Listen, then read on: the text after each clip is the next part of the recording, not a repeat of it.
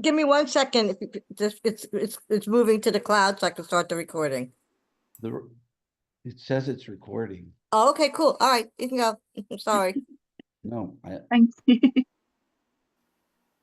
Okay, so welcome everyone. Thank you so much for joining us today for this webinar. I'm Heather. I am a multisensory impairment practitioner with CSR Trust, and I'm also part of the DBI Charge Network. And I'm joined here with Jerry and Anna from the network as well.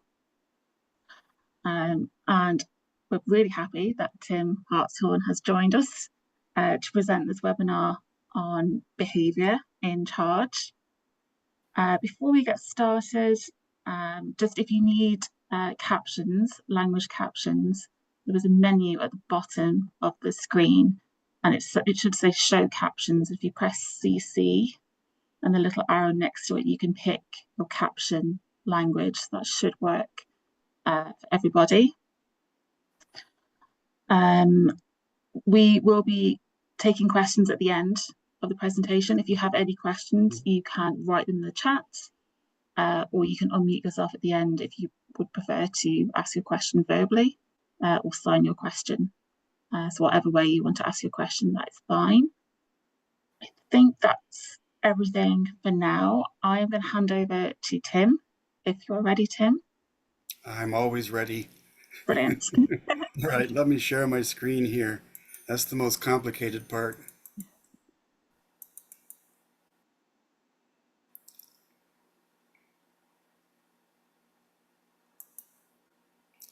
Okay, is that visible?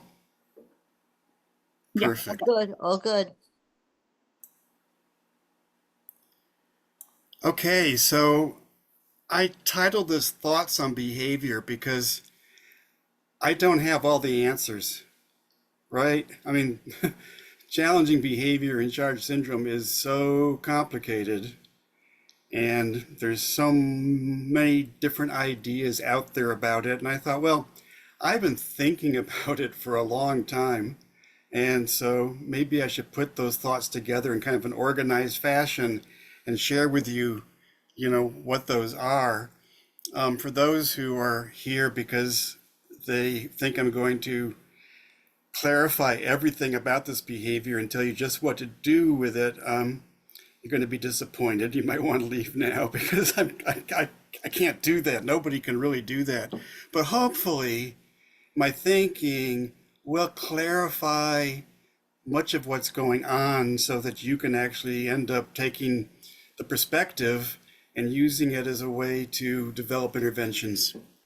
There's a picture there on the screen of my son, Jacob. This is from a few years ago. He just turned 36, which is really hard to believe. But I like to be able to feature him whenever I give a talk because I've learned everything I know from him. So I'll begin with a little bit of history. So many of you know in 1979, Brian Hall, who's spoken at 2 of the US conferences, going through case records, found that there were a number of people who had this unusual set of anomalies and figured that they probably were some kind of an association that should be taken a look at. The same year, a guy named Hittner, who I don't know, came out with a similar article, again of case reviews with the same odd set of anomalies. In 1981, a group of geneticists, I think out in California, were sitting around a table thinking, these are really interesting. What do we want to call this thing? And I don't know who came up with the acronym CHARGE. It seemed like a fun thing, I suppose, at the time. Really, they probably should have called it the Hall-Hittner Association, but it was just an association. Association means these things occur together more often than you would expect by chance, but we don't know what the cause is. There's no gene. So they came up with the idea of charge association. Now, a number of years later, my son Jacob was born in 1989. I knew nothing about charge, not a whole lot about genetic syndromes either, but he was probably home from the hospital about 6 weeks before the neonatologist called and said, "I just read about this thing called charge association, and it seems to fit Jacob." In 1993 was the first U.S. conference in St. Louis, Missouri. There was nothing on behavior there. It was more, this is what we know about the different anomalies. But in 95, 2 years later, at the second U.S. Charge Conference, Veronica Bernstein presented a paper on behavior in adolescence. And I thought, this is really interesting stuff, but adolescence seems so far away that I don't remember much of what she said. I have this image of her up there, and that's about it. But it got me thinking at some level about behavior, I'm sure. The next year, it was the second Australasian conference, my wife and I and Dr. George Williams, who is a pediatrician now retired from Sydney, who was the leading expert on charge in the medical establishment in Australia.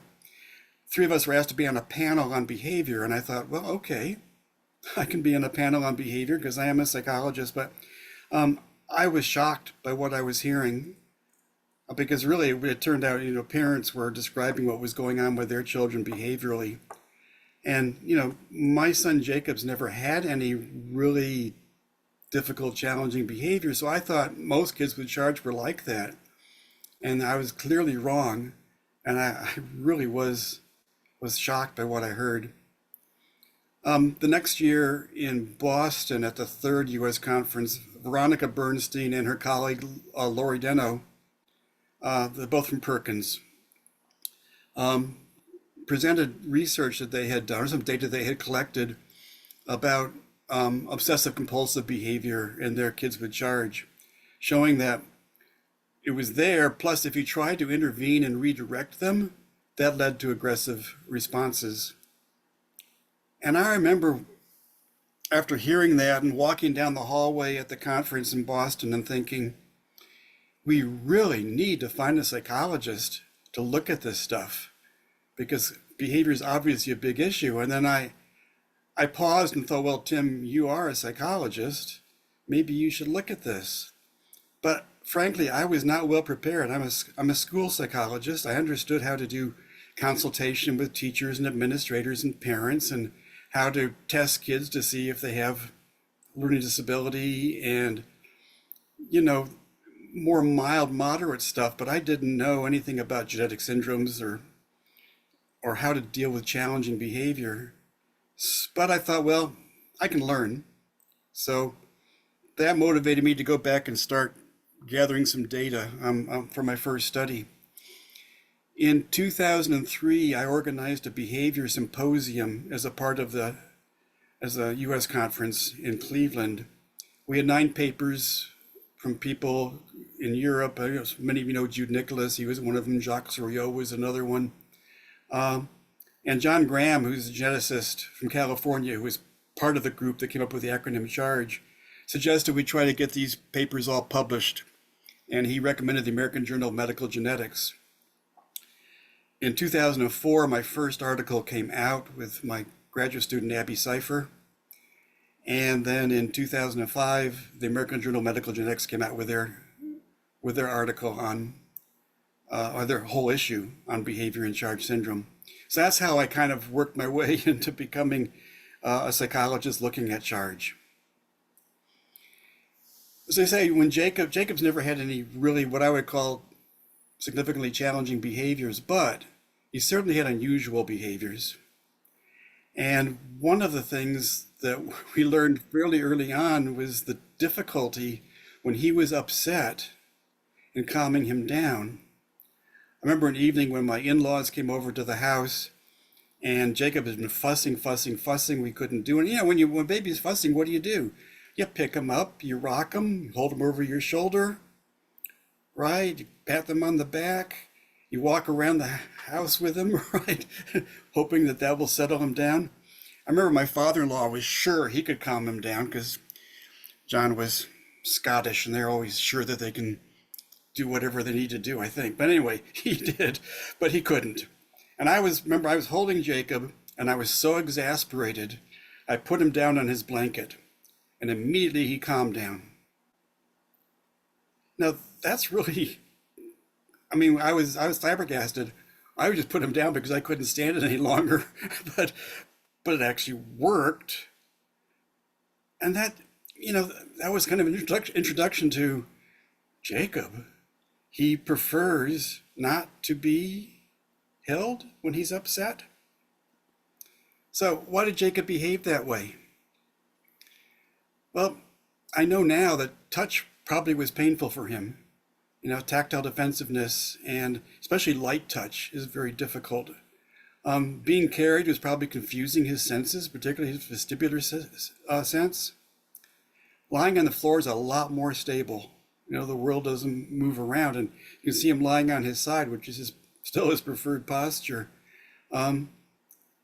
Everything works. And for whatever reason, this was his preference, but it took us a while to figure this out and understand it. And it's really, really hard not to know how to comfort your child, because everything we did to comfort him just made matters worse. So understanding Jacob, there was a psychologist in our area. He's later moved to Maine, or I guess he still is. I found this picture of him on the internet the other day. I should contact Mark and say, hey, you've been a part of a big webinar. But part of his job was to visit families of kids with severe disabilities and identify what their needs are and what their goals are and how the establishment can provide support. And he came over to our house and he said, well, I can see that Jacob is deafblind. And, we were like the typical families that don't know that the child is deafblind because they never put it together. Well, yeah, he doesn't see very well and he doesn't hear anything at all, but he's not Helen Keller, so I guess we never thought he was deafblind. And Mark brought with him this book, which is, most of you probably are familiar with because it's kind of a classic, but Deafblind Infants and Children. And he said, there's a lot of information here about deafblind kids and how to raise them and how to work with them. And I'm thinking that many of Jacob's behaviors can be attributed to his vision and hearing impairments. Because we had frankly been thinking, well, he's showing kind of like autistic characteristics. Is there something more serious going on here? And this kind of, and looking at the book, enlightened me, thinking, no, his problem is deafblindness. It's not something else. We just have to understand what it's like to be deafblind and experience it that way. So that was really fundamental in my developing thinking about charge. So common deafblind behavior, that first study I published, it was a list of 77 behaviors. And I asked experts in different areas to provide me with behaviors that you would see. So I had autism, I had obsessive compulsive disorder, I even had Tourette syndrome. And I asked Beth Kennedy, who is the director of our deafblind program, what she saw as common deafblind behavior. And I was startled by the list because, these are the things that parents are talking about, seeing in their behavior, in the behavior of their children. So perhaps, again, it's mostly due to being deafblind. Jacob didn't show very many of these, feces smearing, but that's gone now. but I didn't see that as challenging. That was just messy, right? So we got through that. So obviously a lot of behaviors associated with someone who is deafblind. So trying to make sense of behavior, well, I learned very quickly that most genetic syndromes have behavioral features. I didn't know that, but when I started reading about Prader-Willi or Kudashak or Williams syndrome, they have these behavioral features. So why wouldn't charge have behavioral features? Listening to parents, and lots of parents, because I go to lots of conferences and people want to share their behavior of their children. Plus I can see the behavior of many of their children because they're right there. Learn so much about what the kids are doing, what the parents are trying to do in response, and spent lots of time thinking through, what this could mean and how I might be able to address it. And I developed my early best guesses. So my first best guess, as you already know, is, well, it's due to being deafblind.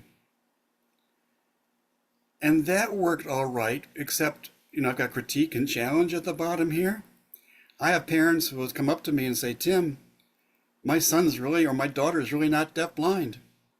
They have mild hearing impairment in one ear, but no coloboma, they see just fine, and they still show the behaviors. So it can't just be being deafblind, although I still think being deafblind is a big, big issue. But there's more than just that. So I got to thinking about the vestibular functioning. What must it be like when your balance center is off? We know they walk really awkwardly. It's been described as walking like a drunken sailor. How do you see the world like that?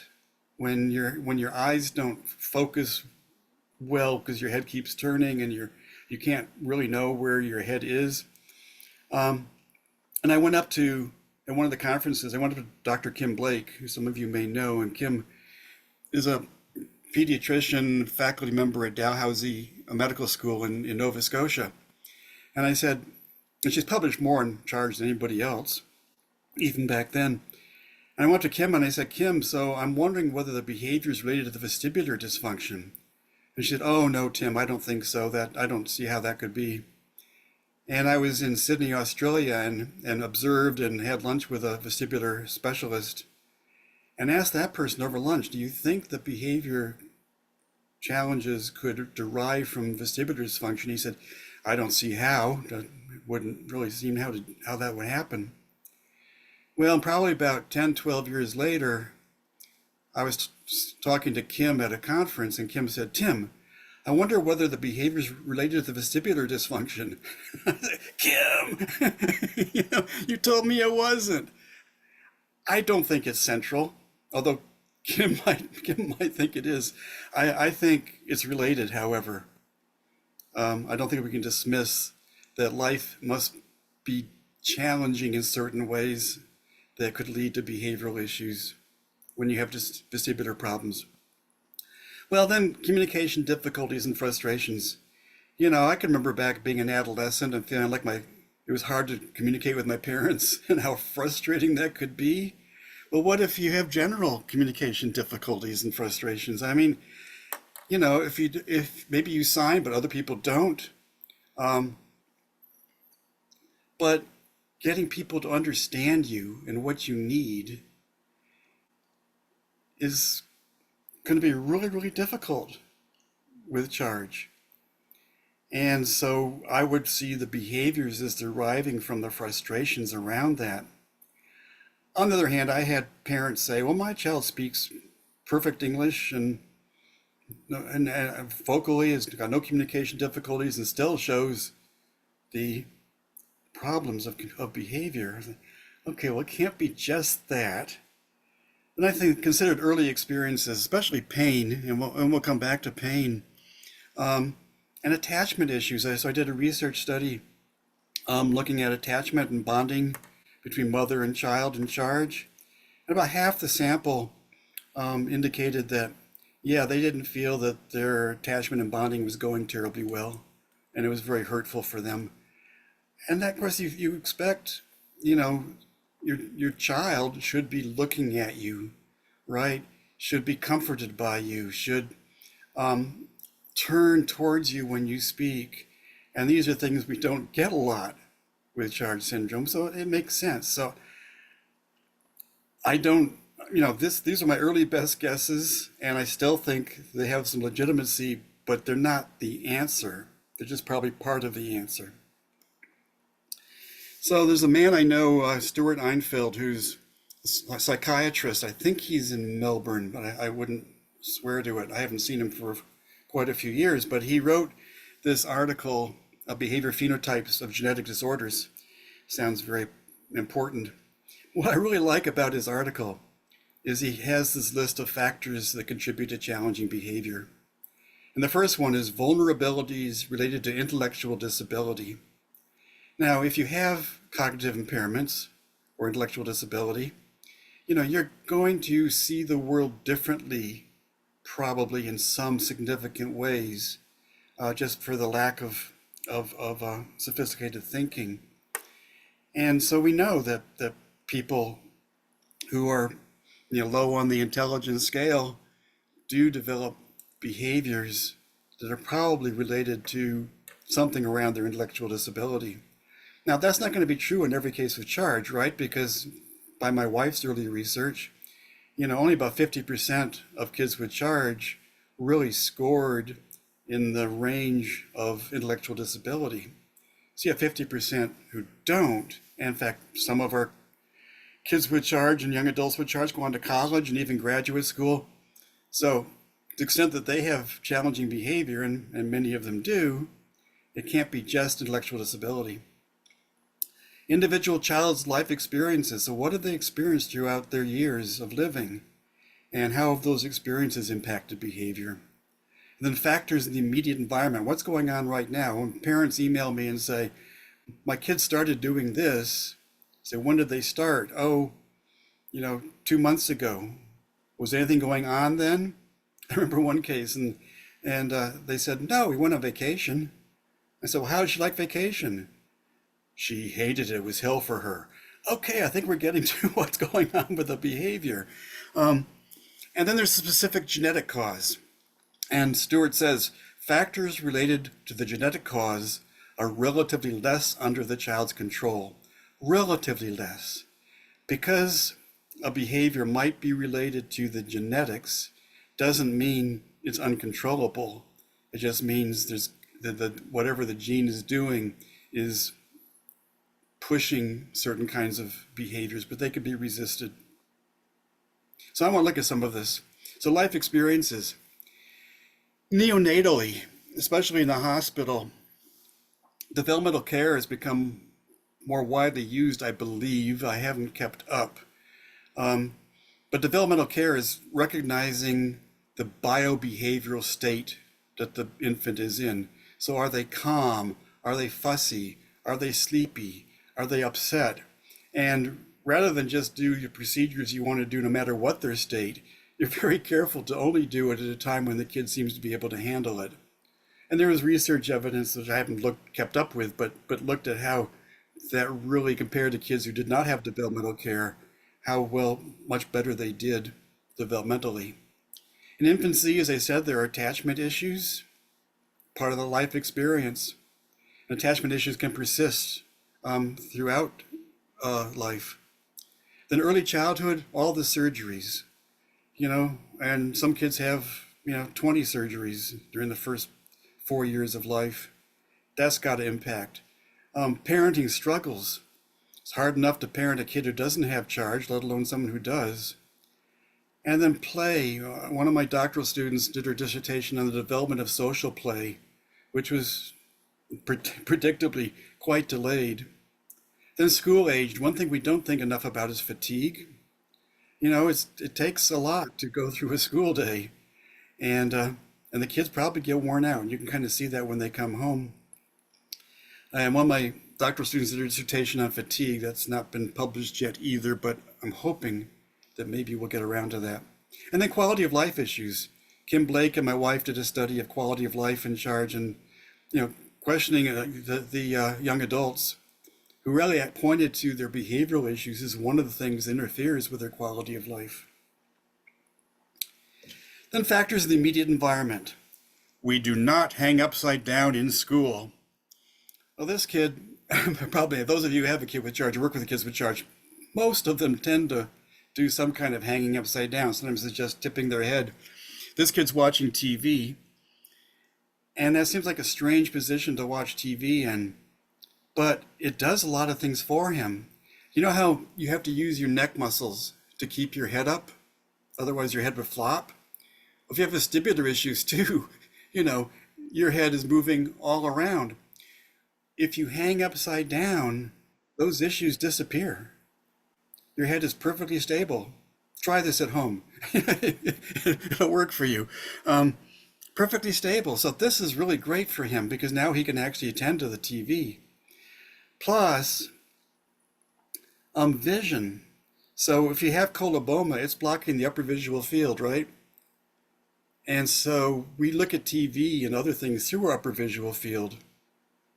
if you're upside down, your lower visual field becomes your upper visual field. Now you can look straight ahead at the TV. Also, lying against the couch like that, he's getting lots of proprioceptive feedback. I think he's pushing against the couch with his foot, and he's being touched all the way down, so he knows where his body is, so he'd be very comfortable in his skin. This is brilliant work on his part. But when we tell them they can't hang upside down in school, what are we doing to them? Most of our kids don't hang upside down for very long, right? Otherwise, there's blood rushing into the head, those kinds of discomforts. But sometimes, I remember this one girl, I worked with a school district so hard because they wouldn't allow her to do it. And she needed to periodically. And her mom said if she came home from school, if she had a pretty good day, she would immediately hang upside down, but only do it for 5 minutes. But if it had been a lousy day, she might hang for 15. She needed this release of her sensory system so she could organize herself again. Brilliant on her part, brilliant on this kid's part. But it's a factor in the environment that they are dealing with, is this need to hang upside down and the prohibition against a lot of the things that our kids want to do. In addition, what's the quality of services that the family is receiving? Is there family support out there? Bullying. One of my first doctoral students that really focused on charge was Casey Stratton, and she traveled around visiting families of kids with charge and interviewing them, and bullying was some issue that came up quite frequently. So there are things going on that we need to know about to better understand the behavior. So the genetic factors. So there's a Society for the Study of Behavioral Phenotypes. It started in England, and it was a bunch of psychiatrists who specialized in intellectual disability or cognitive impairment, who noticed that parents of kids with a specific genetic syndrome were all reporting some similar behaviors. And so they realized instead of studying behavior by how cognitively impaired they were taking an ideology-based approach. So what is the syndrome to the behavior of children with genetic syndromes and related to medical problems? And so it just turned everything around. I mean, when I was trained, I didn't know anything about genetic syndromes because we just saw there's a bunch of them down there at the low end of the IQ scale, and we don't pay attention to them.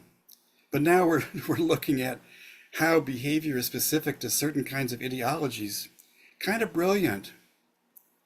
So what's a behavior phenotype? And this is a quote from Jim Harris, who psychiatrist from Johns Hopkins. He may be retired now, but I like this definition because it's very straightforward. A pattern of behavior that's reliably identified in groups of children with known genetic disorders and is not learned. So they didn't have to be taught to do it. It seems to be related to the genetic disorder because it's specific to kids who have that particular disorder. There are hundreds of identified genetic syndromes with a challenging behavioral phenotype. And this is just some of them. The Society for the Study of Behavioral Phenotypes maintains a web page with syndrome sheets. And you click on the syndrome sheet, you may click on Kabuki syndrome, and it'll give you a page or two of information about Kabuki and its behavioral phenotype. You see charge syndrome in the second row. I did that one. Every few years they ask me to redo it, even though I'm not really participating with the society anymore, but I'm still happy to update the charge syndrome sheet that they have there. But if you're working with people with different syndromes, I highly recommend the Society for the Study of Behavioral Phenotypes syndrome sheets because it gives you lots of really great information. Here are some examples. Fragile X, executive dysfunction, that's problems with the prefrontal cortex and directing your attention. Self-injurious behavior, especially the biting the back of the hand or fingers. Shyness and gaze avoidance. Cornelia DeLange, self-injurious behavior, problems with self-restraint, compulsive behaviors, and selective mutism, one of those interesting things where they suddenly decide not to speak. Crew DeShot, sleep problems, attachment to specific objects. and the objects, instead of themselves or some person, is to an object. Self-injurious behavior, especially headbanging, aggressive behavior, and hyperactivity. Prader-Willi syndrome, temper tantrums. Obsessions, pica, which is eating inedible things like you have a piece of wood and you chew and swallow the piece of wood. Gorges food and picks their skin. Well, I was doing a presentation at Westmead Children's Hospital in Sydney, Australia, and it was on my first study with the 77 different behaviors. And George Williams there introduced me and said, Tim studies the behavioral phenotype of charge. I was not familiar with that term. I was very impressed that I was studying the behavioral phenotype, whatever that might be. But there were people there who said, oh, Tim, you must go to the Society for the Study of Behavioral Phenotypes conference, which they hold every year in different parts of the world. Next one being in Whistler, British Columbia.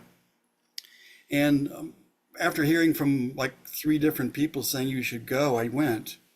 Fascinating experience. And I went to probably 4 other of their meetings in Barcelona and different places, which were always cool to go to. And understood about a third of what they were talking about because I don't get genetics. I got halfway through the book, Genetics for Dummies, and gave up, right? So I shouldn't say this.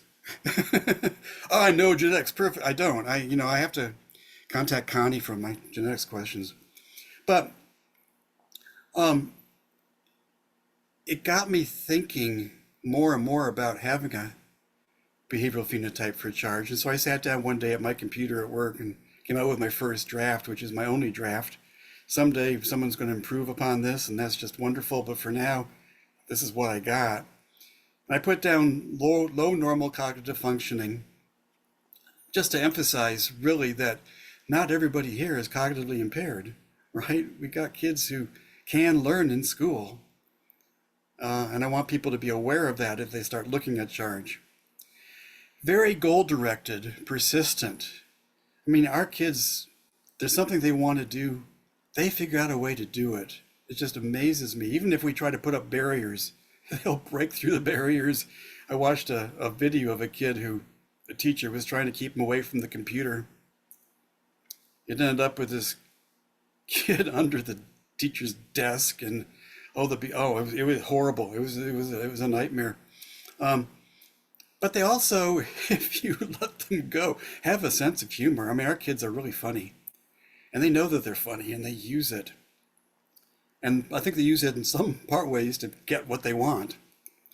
Socially interested but immature. I think kids with charge really are interested in other people, and they want to be socially appropriate. It's just difficult for them sometimes because the sensory impairment is one of the things that gets in the way with learning social skills, right? And being somewhat isolated often and not getting great feedback. So, you might have a kid come up to you at a conference and say, what's your name? They're looking at my name tag. Tim. Oh, hi, Tim. Are you having a good time? Yes, I'm having a good time. Where are you from, Tim? I'm from Michigan. Oh, what color is your house? Yellow. What color is your car? They're doing the best they can, but it takes a lot of work to improve those skills, and I don't think we spend enough attention on that actually. Okay, repetitive behaviors, and there are different kinds of repetitive behaviors. They're tics, right? When you repeat that over and over. There's stereotypies where a kid might have a particular kind of pattern of behavior, maybe waving their arm around or something like that, which seems to be pretty typical of them. Obsessive compulsive behavior can be very repetitive and fit in the category. I asked an expert psychiatrist who written a book on repetitive behaviors, what's the difference between all these different kinds? And he said, it's a mess. So I decided to stick with the repetitive behaviors. And they do tend to increase under stress. So if I see a kid with doing lots of repetition, I'm assuming that there's a lot of stress going on. High levels of sensation seeking, well, of course, their brain needs input through the senses, and the input they get is not very good. And so I'm trying to find all sorts of ways to get more sensation into my brain. under conditions of stress and sensory overload, find it difficult to self-regulate and easily lose behavioral control. So stress, I think, is a big problem. And sensory overload, as I said, they're sensation seeking, but at some point they get too much. And you've probably seen some kids with charge can go from 0 to 100 in a matter of seconds. Very calm, wow, meltdown. Sensory overload. Difficulty with shifting attention and transitioning. I found out that with a kid with charge, it's wise to give them a warning. In 10 minutes, we're going to do this. With Jacob, I show him a picture, so he knows what's coming. Should have already known it from his calendar, but reminding him this is coming, and he may throw the picture at me or whatever, but I'll come back to it in 5 minutes, and then by the time we're ready to go, he gets the shoes on and he goes, right? They can easily seem to be lost in their own thoughts and their own interests. So we need to find ways to help break through that. And again, giving them warning is the best way to do that. So given this a behavioral phenotype, does that mean they have no control? No, it doesn't suggest that it's completely out of the child's control. It just means that there's going to be a tendency which is kind of inherent in who the kid is. But children choose behavior because it solves the biopsychosocial problem they're experiencing. That biopsychosocial is a term everybody seems to love these days. They bring everything together, the biological, psychological, and social. But they're experiencing lots of problems, and they choose the behavior like hanging upside down because it seems to solve it. I want to diverge into the autism question here for a moment. That's Jacob. And not most kids don't actually finger paint that way. They use paper instead of their forehead and nose and fingers. So that's weird. So he must be autistic, right? I heard a podcast one time, but they talked about 60 candidate genes for autism. But I think about 28 they're seriously being looked at. And of course, our cabinet secretary for health is going to have us know what autism is caused by September. Yeah, right. But the diagnosis of autism, deficits in social communication and social interaction is kind of basic. I know I talked about some of the social awkwardness that we can see in the social interaction and social communication taking place, but I attribute that to the sensory impairments, which again make it very difficult for the kids to learn their social skills. Our kids don't learn incidentally, right? It has to be brought to them. It has to be taught directly, because incidental learning is something that you learn by just observing and taking it all in. Our kids can't do that. Then restricted repetitive behavior, patterns of behavior. I already talked about repetitive behaviors as being something that we see in charge. It's kind of a behavioral phenotype, perhaps. Insistence on sameness. That makes a lot of sense, because if you can't see and hear well, then you may be stumbling all over things, right? If a chair gets moved in your house and you don't know it's been moved and you walk into it, not fun.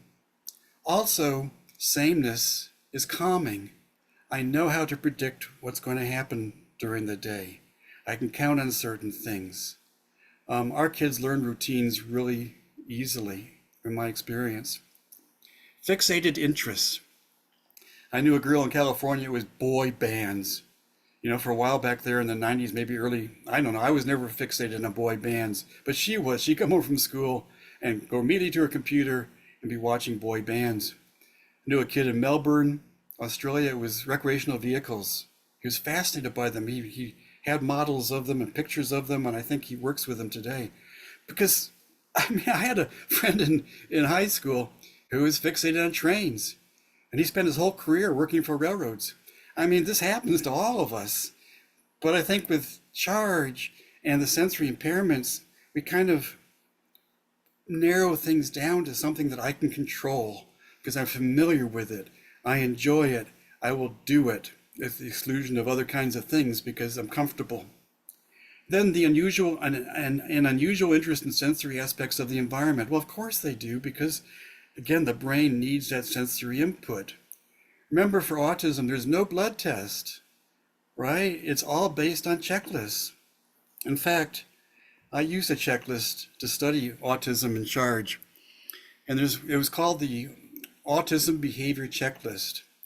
It's not a good diagnostic tool, I don't think, but it is a list of a lot, maybe 50 different behaviors associated with autism, broken down into different subcategories like sensory, which is, a focus on sensory stuff, relating, being able to develop relationships with people, body object, understanding the difference between objects and myself, language, using pronouns appropriately, and then kind of socially interested, and being sociable.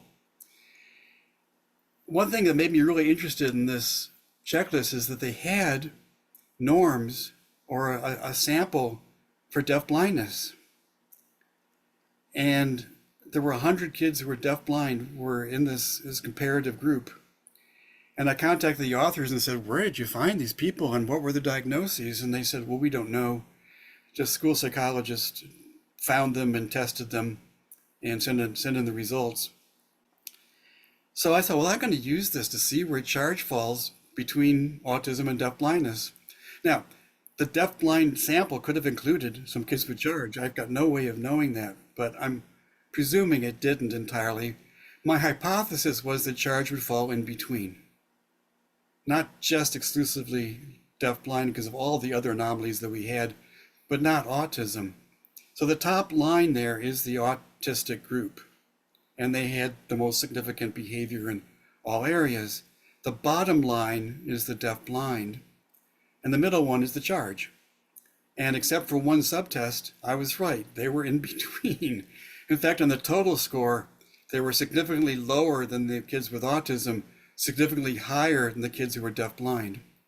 But notice there's one area relating where the kids with charge fell below, that is healthier than either the deafblind or the autistic. And this just makes sense to me. I mean, how many kids with charge will actually crawl up and sit on my lap? I mean, you don't see that with autism. And again, I think they're very socially interested. Now, I'm talking in generalities. You can probably find a kid who's not, but you can find any kid anywhere who may not be.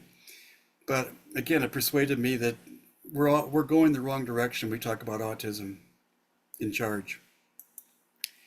So I've been heavily influenced in my career by the psychology of Alfred Adler. And some of you may recall the days of your studying in school. Freud, Jung, and Adler as kind of the three biggies back in the turn of the 20th century, into the 20th century. And Adler was very, very different from Freud and Jung and his beliefs, which Freud had not realized. When Freud realized what Adler actually believed, he kicked him out of the society.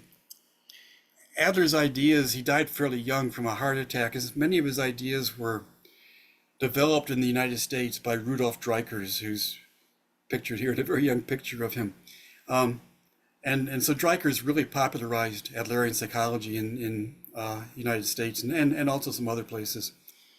And I like this chart here because of the 4 principles that are listed.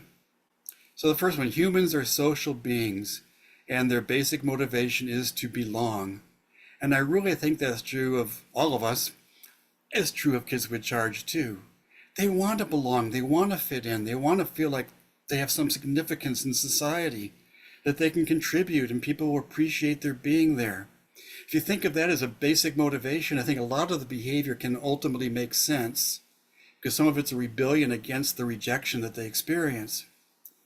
The second one, all behavior has a purpose, and this has guided me very closely because if you understand the purpose of a behavior, the behavior makes sense. If you understand the purpose of hanging upside down, oh, that behavior makes sense, right? Then humans are decision-making organisms. They choose. And so the behavior that we see is something the child has chosen. Now, why the child might have chosen that's another question, which we'll come to. But I like to think that they are decision-making organisms and the behavior is sensible from their perspective. Because as the last one, humans only perceive reality. And this perception may be mistaken or biased. What is reality? Two people watch the same event and have two different reports on what actually took place. And we don't behave in life based on what reality is. We base on what we think reality is. If I think the world is against me, I'm going to behave that way, even though the world may not be against me, right? So we operate on the basis of perception, not reality. So what's the difference? Behavior is learned and behavior is chosen. Obviously, behavior is learned. You learn to play tennis. You learn to solve math problems. And in a certain extent, we learn to behave. Parents teach us well, school teaches us well. But I think even more importantly is behavior is chosen. I mean, I chose to play tennis. I don't, by the way. But I chose to play tennis. I chose to learn math.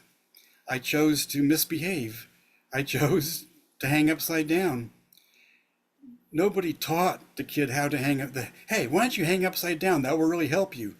It was not taught. It was chosen, and it worked. And because it worked, the kid continues to do it, right? So, yeah, I see the same behavior in this kid over and over and over again. Well, they've learned that it's working for them. So now we have to ask ourselves not only, why did they choose it, but what problem is it solving? So if you think about behavior is chosen, what's the purpose of that behavior? And what is the communication, kind of a corollary? Because all behavior is communication.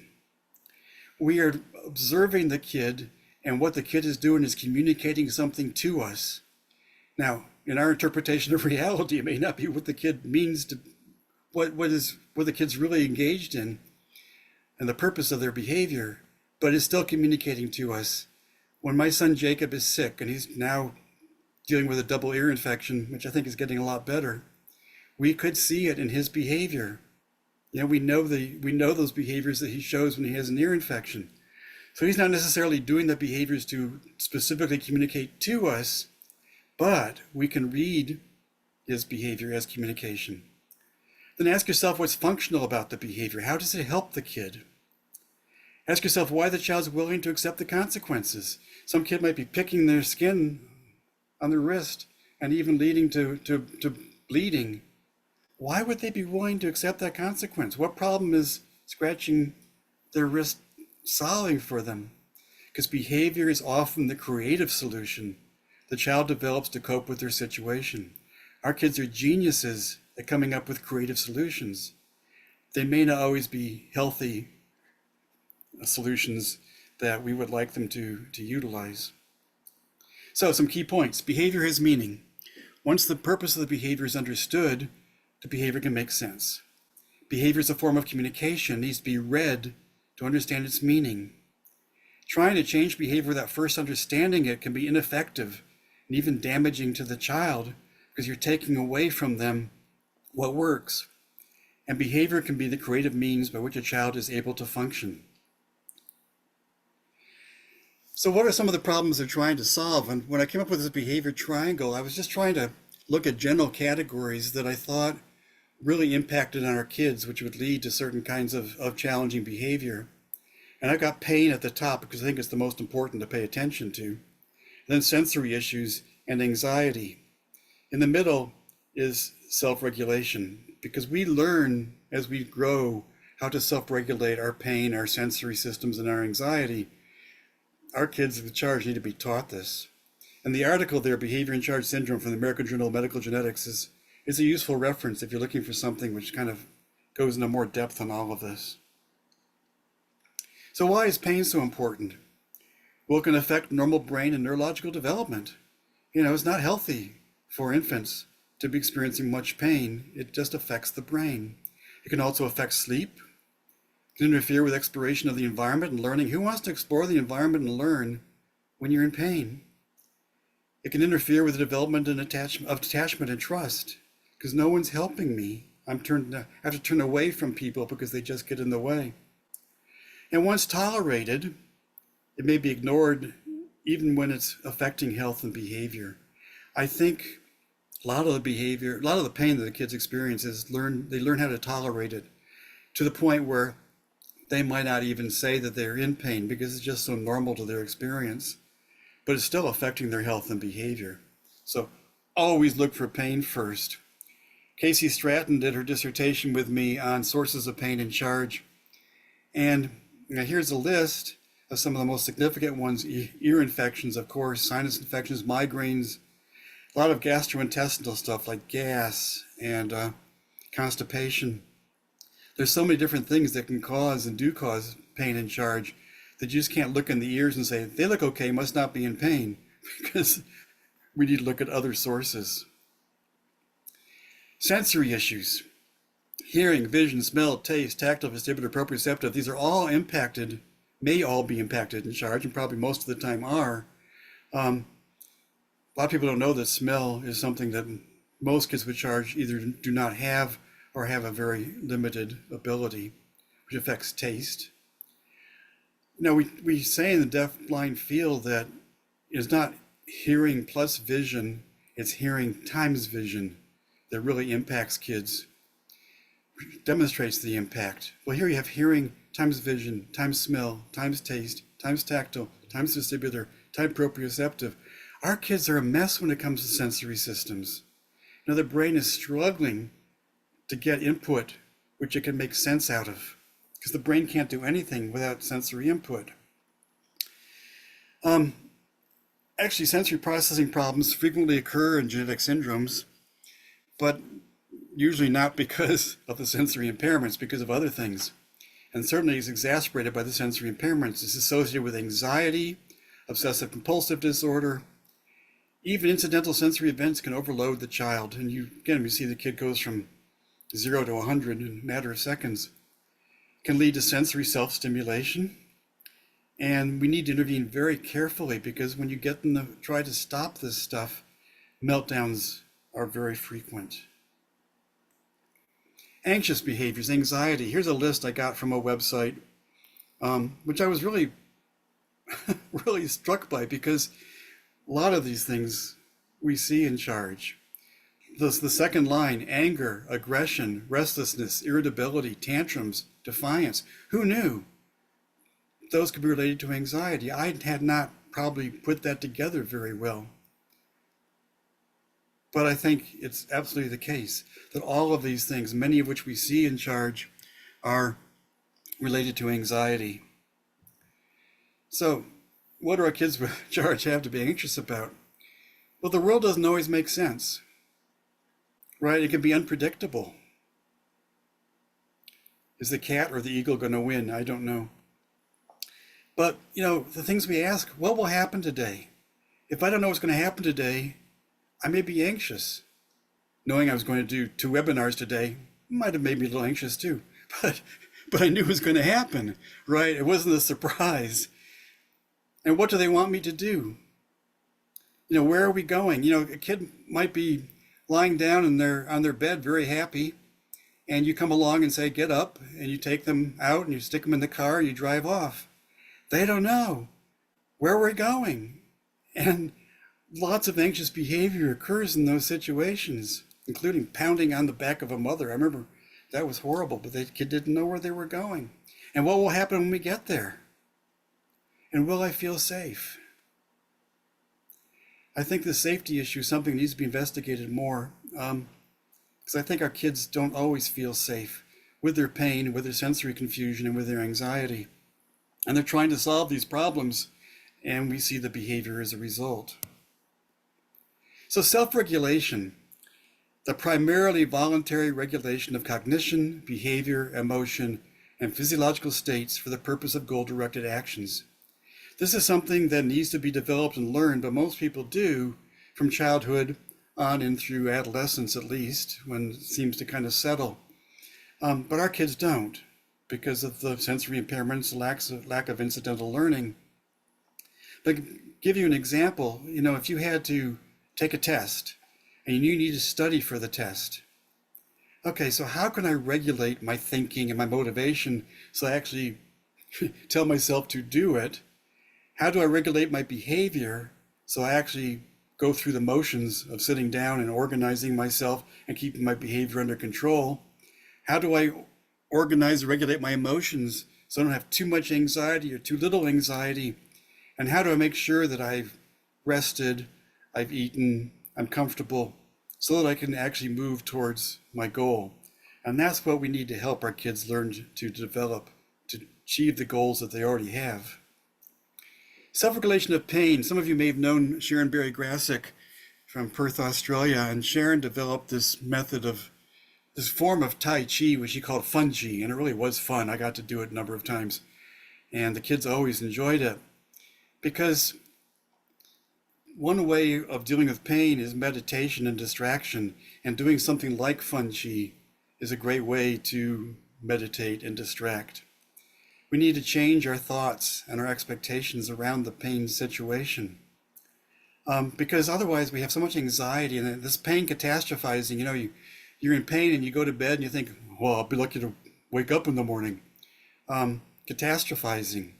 We have to change our thoughts and expectations, and meditation distraction can do that. And certainly stress is a big part of it. This is self-regulation of our sensory systems, right? Because it really organizes our sensory systems in a way that we can actually deal with the world for a period of time. So kids learn this because it's needed. It solves a problem for them. Then self-regulation of anxiety, making life more regulated. I'm a pretty self-regulated person. I do like routine. My wife is not. And sometimes she says, why do we always have to start watching TV in the evening at 8 o'clock? You always make us do it at 8 o'clock. I said, well, that works well with my schedule. I like routine, I like predictability. And so do our kids with charge.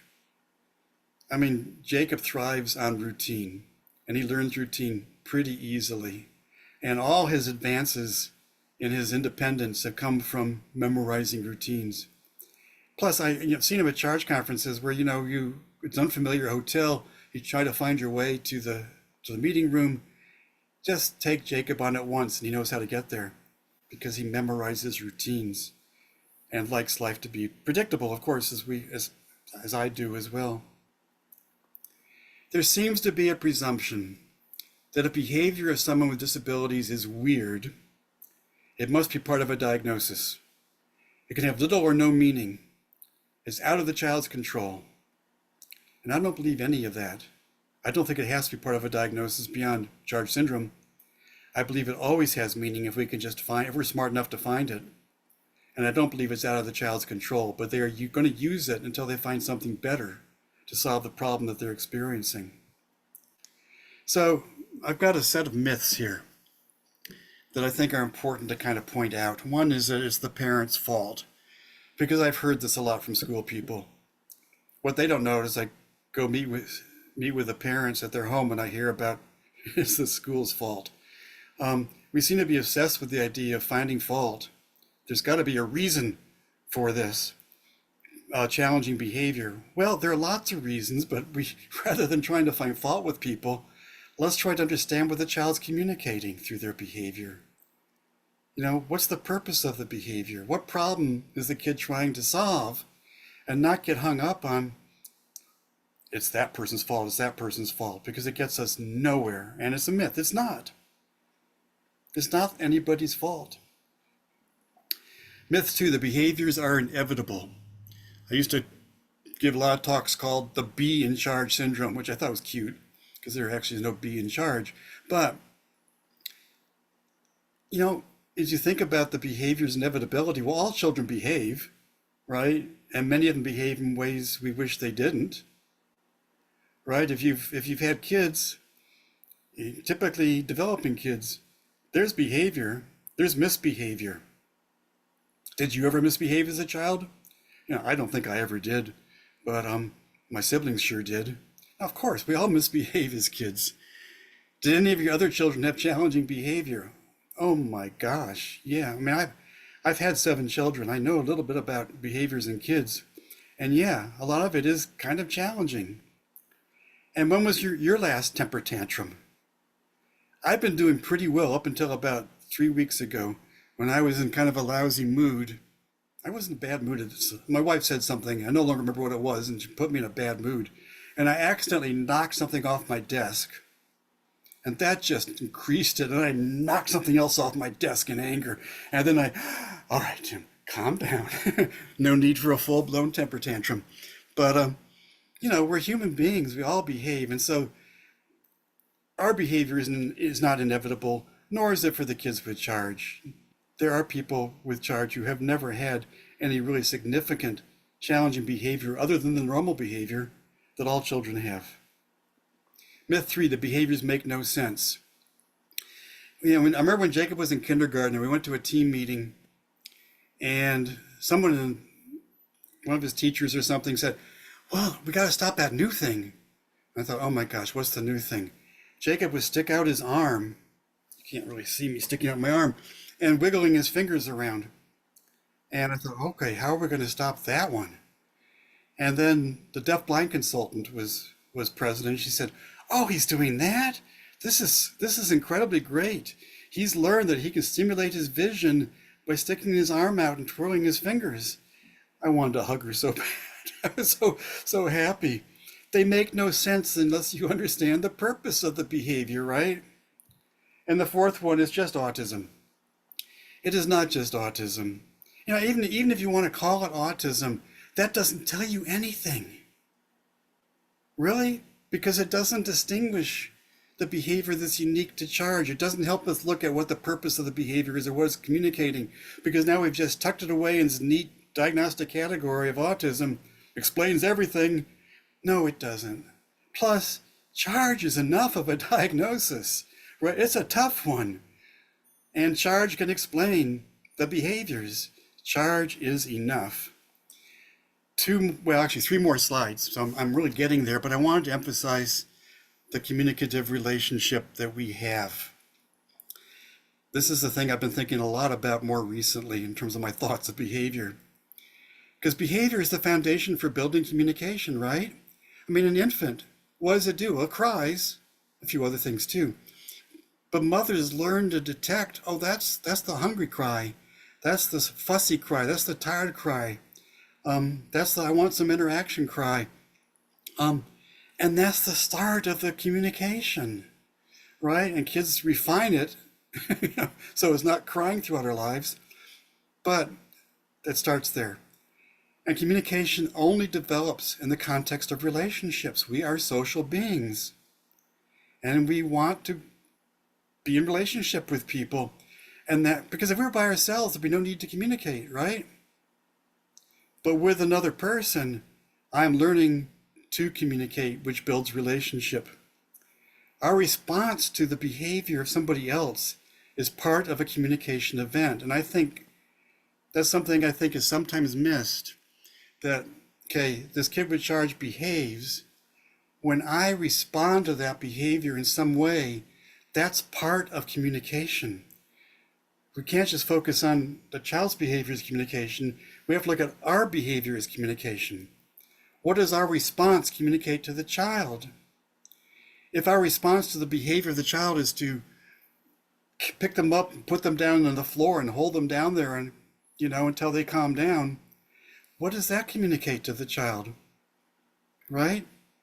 Because that was your behavior, and I'm reading your behavior, and it's telling me there's something bad and no good with me, and I don't belong, and life is terrible.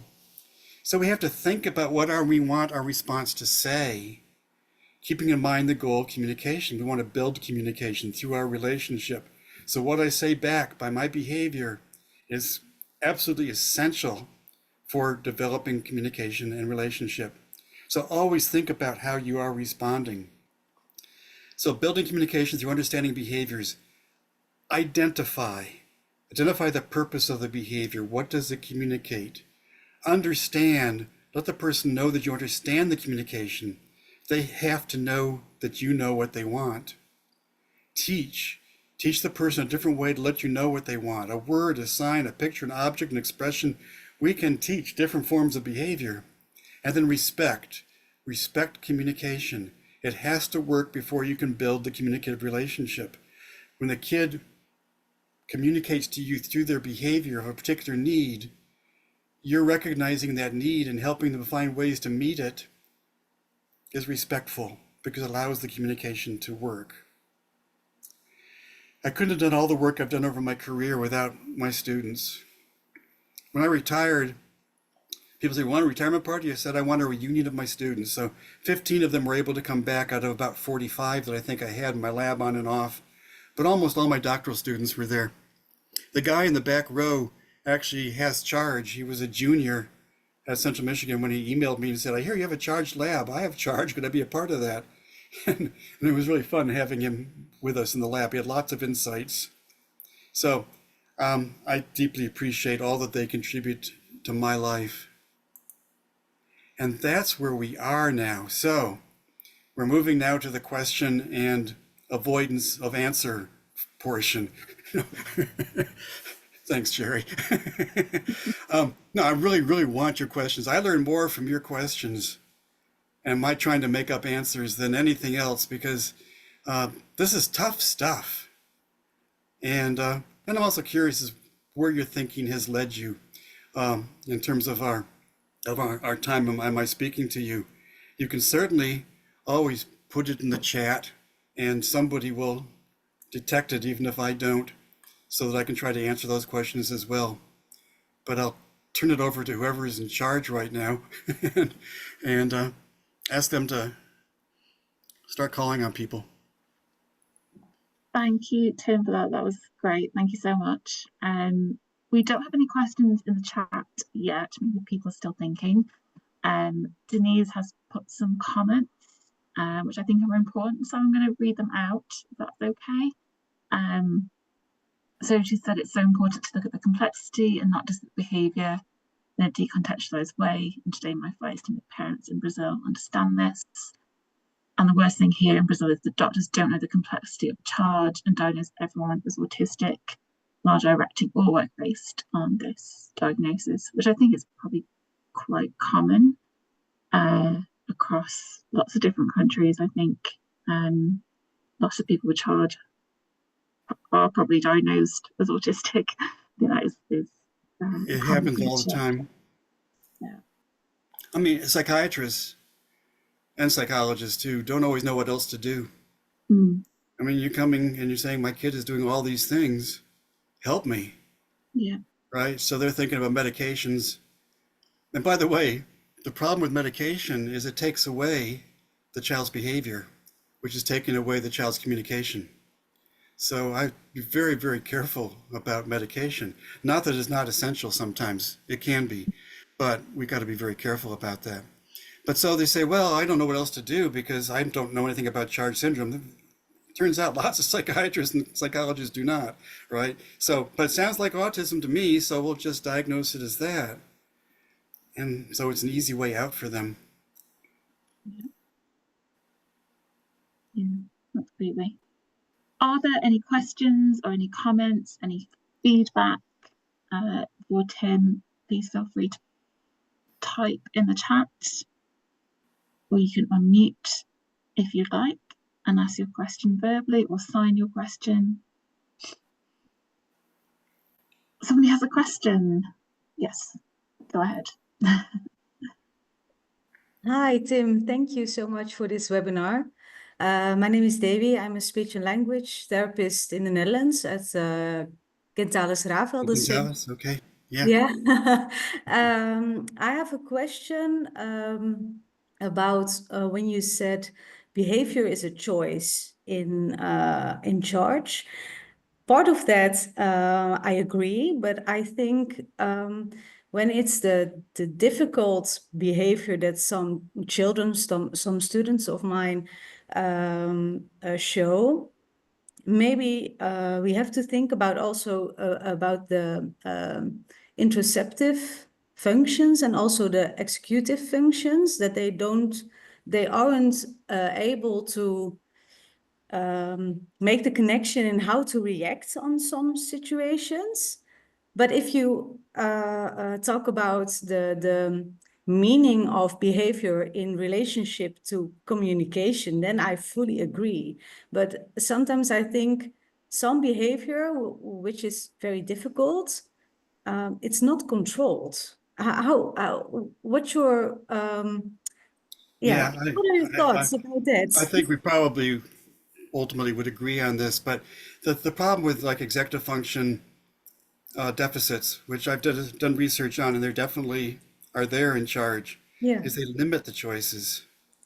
But I don't think the kid is therefore compelled by lack of executive functions to behave a certain way. I Mhm. think that their choices, because, you know, I mean, executive function is like shifting attention and Yes. sustaining a certain behavior and, you know, those kinds of things and for what I put my attention on. And if that's limited, then I don't have a lot of choices. No. So the behavior sounds like it's not based on choice, but it may be the only choice that Yeah, the kid okay. has. Yeah, I understand. I think that's very interesting, and I'd like to read more about it. So if you have some articles or anything like that, please share it with me because I'm very interested. Yeah, thank you. And because it's more recent thoughts along these lines. I don't know that I mean, I pointed out the one publication, Behavior in Charge, American Yeah. Journal of Medical Genetics.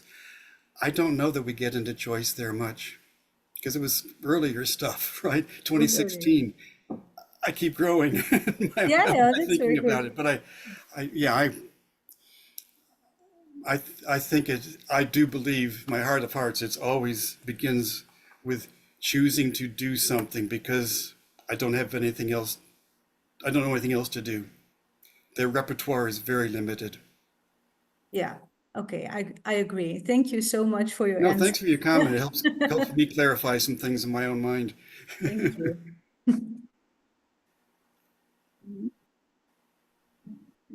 Tim, this is Jerry. I just want to make a follow-up on that as well.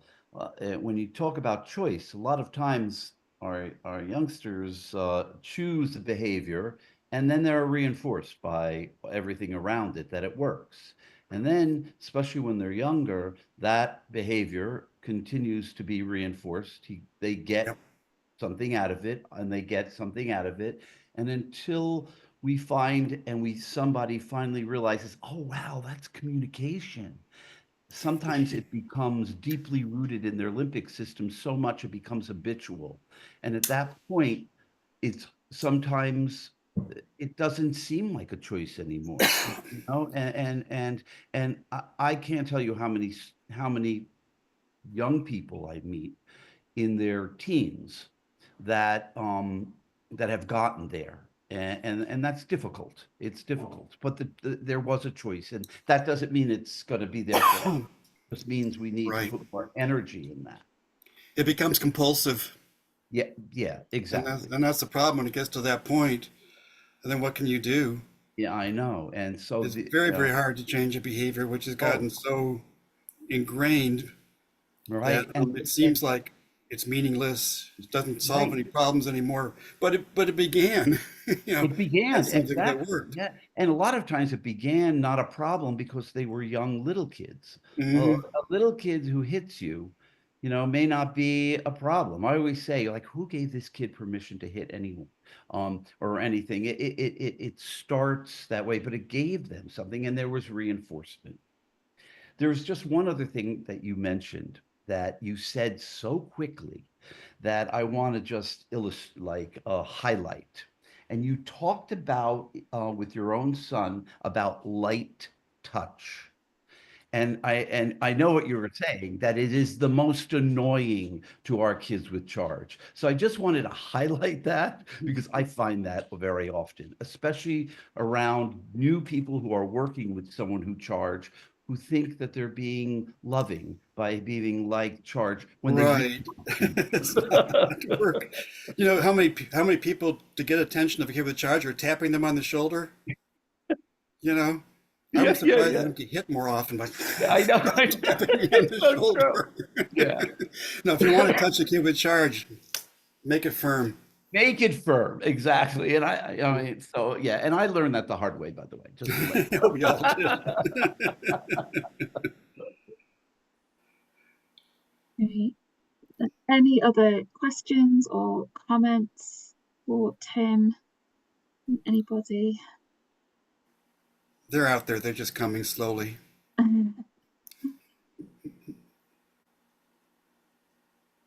Well, Denise said in here, one day we have a charger in a good mood, and the next we have a challenger. So,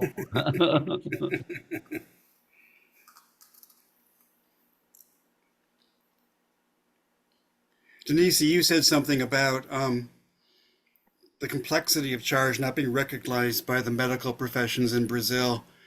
And I don't think it's just Brazil. It is so complicated. And I think because many medical people want to feel like they know everything, when they get something which really challenges them, they don't always do a good job. What you want is a medical professional who sees the challenge as something that they can do something about and learn. Jacob's new pediatrician, no, not his new physician, found out that we did charge stuff and wanted a copy of the book. So we gave her a copy of the book, and she said, I'm going to read a chapter every night because I want to know Jacob better. That's the kind you want, but there's so many who just are scared by not having the knowledge that they need to really help. Yeah, I think that's really important, isn't it? To acknowledge you don't know absolutely everything about anyone, or the patient you're seeing. You can't possibly know everything about them. So I think it is really important to acknowledge that as professionals in all areas, isn't it? I think we do sort of get scared and think, yes, we can fix this and we know everything, and but I think it's actually okay not to know everything. I think that it's a good thing, because then you learn more if you're open to progression and that growth. Yeah, well, the best professionals are those who know they don't know, right? I mean, Kim just put something in the chat, agree about not knowing, especially the school setting too. And it's true. Why would you feel like you always had to know everything to be able to work with it? I can work with any child because I'm a skilled, trained person. No, but you have enough knowledge. It's like when I decided to be the psychologist in charge, it was like, okay, I don't know that much about this, but I can learn, right? It might take the rest of my career to learn, but I'll get there, right? And that's okay. That's what we want to see in our professionals. Yeah, absolutely. Okay. Any other questions? Because we still have some time. If anyone is thinking about asking a question, now is your time.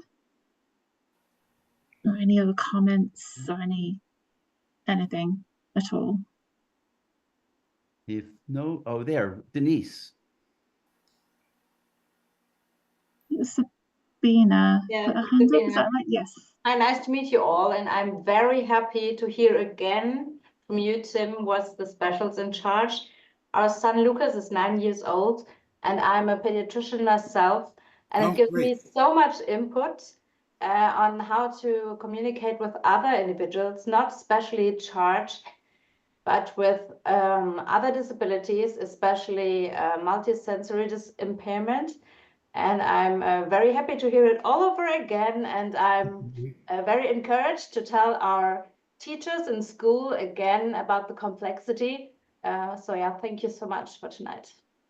Thanks so much for that comment. I really appreciate that. And I've been asked, what other syndromes are you familiar with? And I have to say none. I know one. I know it well. But you have to deal with so many. And how can you possibly be expected to remember and know everything about all of them? But we really appreciate your interest very, very much. Yeah, but about the previous comments, I don't think it's all about knowing, and I don't think we can let people have that attitude. Oh, I don't know so much, so I can't help.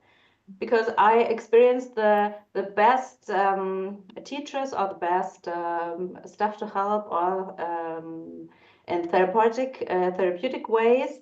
It was or where the people, they didn't have so much experience, but they had the attitude to watch for the child and see what helps the child. And I think that's the conclusion I hear all over again. But you can't install that in people. So it's getting to choose people who are helpful to you, I think. Mm-hmm. Yeah, I absolutely agree. And observation is critical. So we have a few questions popping up in the chat, which is great. So Anne Catherine has said, what I feel is difficult is that schools always say we don't have time to get to know your daughter and about charge, but then say she has an intellectual disability. Any suggestions on how to react on that? So I got most of that, but I missed the first part. So dealing with intellectual disability and the child, but what was the first part, Heather? Sorry, what I feel is difficult. Schools always say we don't have time to get to Oh, know your daughter and about charge. what a stupid excuse. Yes, I would agree. It really is. I mean, none of us have enough time, right? But we get it done. So I don't, I, yeah, I don't have a lot of respect for that. I don't have time to deal with something who's this complicated, and we get it a lot. And schools are trying to pass the kid off onto a different school. Well, they'll be better able to work with your child. You ought to be able to.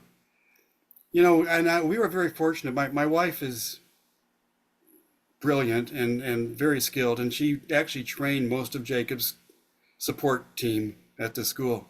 The speech pathologist, when we found out that pictures were working very well with him, and the picture exchange communication system, which has been developed for autism to begin with, was working, she went and took courses to train herself on that, so she could better serve Jacob. I mean, that's the kind of thing that professionals ought to be able to do if you really want to look in the mirror and feel good about yourself as a professional. Come on, we can't just sit back and say, well, I was never trained in that, so I'm not going to be able to help. And I don't have time anyway, because I got 20 other children I've got to attend to. So nobody gets much help. Yeah, you pressed a button there. This really bothers me. But I know it happens all the time because I hear it. Yeah, I think it does, unfortunately. So Kim has said, my charger has behaviors on a very cycle-like pattern. Any thoughts? And she also says, I know this could be an all-day answer. You could probably discuss that. What was Very cycle-like behaviors on a very cycle-like so it's cyclic. Yeah. Yeah. And I don't know whether it's like a abdominal migraine, which is also cyclic. And yeah, that's Kim Blake has spent a lot of time trying to think through that issue, and I don't think she's gotten as far as we'd like. Kim has gone to the vagus nerve as a solution for everything, or the problem of everything, and it makes sense that the Claudia's smiling, but she's heard this. But the vagus nerve is the largest of the cranial nerves and does impact the gut, and so I think it's probably related. And Kim wants us all to have vagal nerve stimulators, which we can wear, and you can actually get an implant. I'm not a physician, and I couldn't possibly know if that's right or not. But I know the cyclic vomiting syndrome and the abdominal migraine are horrendous things, and we do need much more research on that. And I'm not up to date if there's something new on it, but you could raise with physician the possibility of the vagus nerve being implicated. The other thing is that Dr. Van Dyke, right before he died, told me that he was very interested in doing studies on cortisol levels in charge kids and to see if there was any way we could see what what you called the biobehavioral states, why they were as well. And that he thought that the kids were under such, what you said, Tim, anxiety and pain, that cortisol was such high levels. That's why there were sleep problems, etc. But never got to prove it because it's only until recently that we can do cortisol by a machine, you know what I mean, that you can take around. But I don't know if anyone's doing research on I don't that. either, but I always thought doing a cortisol study would be really interesting. Because I'm Right. sure that the stress level is going up and down. Yeah. Yeah. You know, and I think, again, I say this over and over again, is communication, people.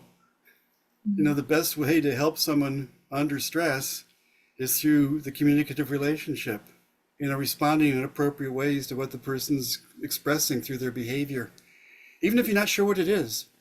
Mm. You know, as I said, mothers learn the different baby cries. I'm not sure it was originally the baby's idea to cry that way, but once you respond to a certain cry a certain way, babies will do it again, right? And it's the same thing with our kids. If you're not sure what they're communicating, well, respond in a way that you think might make sense, and the kid can learn, well, this behavior gets me that response. I'll continue to communicate it that way. But yeah, I'd love to do a cortisol study. I thought about that, but don't have proper facilities. I'm just going through the chat. Claudia has said, what we are observing is that adults are also developing more behavioural problems. And do you think that it's due to the fact they may age faster and have problems with that? That's why the behavioural issues are arising in older people with charge. I think that's what she's asking. We don't know a lot about aging in charge. There are people who've been developing studies around that, but I've not seen a lot of results.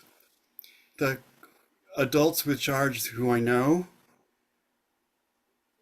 you know, they're pretty high functioning, which is why I know them, right? But there's one, his OCD gets in the way constantly, and you know, he'll message me on Facebook and say, Tim, I couldn't stop myself from doing this, and why can't I stop myself? And there's another who she was very, very aggressive, especially against her father, and she and I were texting back and forth. She was in her 20s, and she couldn't understand. I said, well, I was trying to do kind of a cognitive approach. So what thoughts are entering your head at the moment that you do this? And that wasn't getting us very well.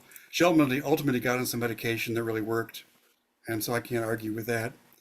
And she's a wonderful person. I really, really love this girl, but it was a real struggle for her. I don't think the behaviors always go away in adulthood. Mm-hmm. Though I have seen, there's one kid, he was from Australia, but he had really almost schizophrenic-like behavior, which was cyclic, by the way. I noticed it was occurring just as school was starting. I thought, you know, there may be something going on here. But he finished school and then was in a really wonderful placement post-school where he was extremely happy and had no behavioral issues, right? What does that tell you? We need to find happy places for our kids, which is scary for those of us with younger kids. I used to have a younger kid. Now he's in a happy place because he's in his own home. But yeah, it's a scary thing. But I think if a person is in a nice setting where they're supported and where communication is good, probably the behaviors won't be so serious. Absolutely. I think we're getting towards finishing time. If there's any other questions I've missed? I think we have some comments and one last question from Bernadette. Ah, yes. Do you the think Kathy Nelson's study, which I'm not familiar with. I know Yeah. Kathy, but I'm not familiar with her study. But that's very interesting that persons who are deafblind have higher stress levels. Surprise, surprise. I mean, you know, it's hard enough to manage the environment when I have, well, diminishing vision and hearing as an old person, but when those aren't working, I don't know, I would be terrified, right? And I think people who become deafblind in older age have a huge struggle, which is a whole different field, but Yeah. but an important one, and we can learn from it. Now the questions are coming. We're running out of time.